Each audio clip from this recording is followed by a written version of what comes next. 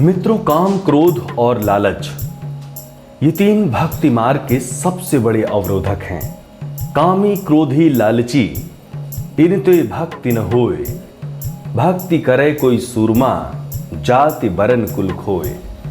कामी, कामनाओं से घिरा जीव कभी भी प्रभु की भक्ति नहीं कर सकता।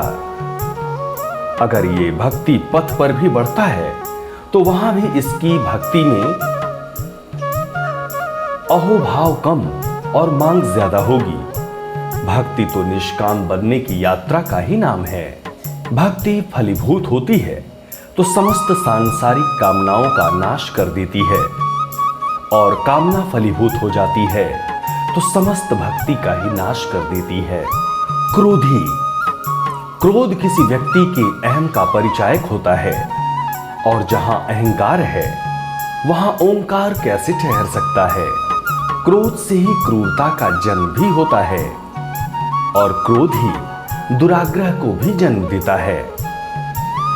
भक्ति तो जीवन की अहम शून्यता का नाम है। लालची, लालची व्यक्ति बाहर से भक्त ही मालूम होता है, मगर उसकी आंख भी यदि बंद रहेगी तो समाधि के लिए नहीं, अपितु बगुले की तरह मछली के ही लालच में बंद रहेगी। वो प्रार्थना तो करेगा, मगर उसी प्रार्थनाओं में धन्यवाद और दूसरों के मंगल की कामना नहीं, अपितु एक अपूर्णता, एक चाहना और स्वयं का स्वार्थ ही समाहित होगा। जहां परमार्थ को छोड़कर स्वयं का स्वार्थ है, वहां भी भक्ति का प्रवेश संभव ही नहीं। भक्ति करे कोई सूरमा, जाति वर्ण कुल खोई।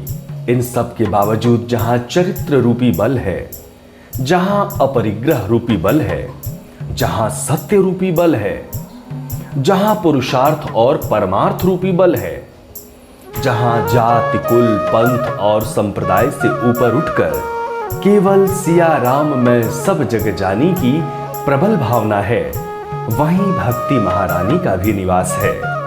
जय श्री सीताराम। सब्सक्राइब करें टोटल भक्ति को। अब हमारे वीडियोस को सबसे पहले देखने के लिए बेल आइकन को दबाना ना भूलें।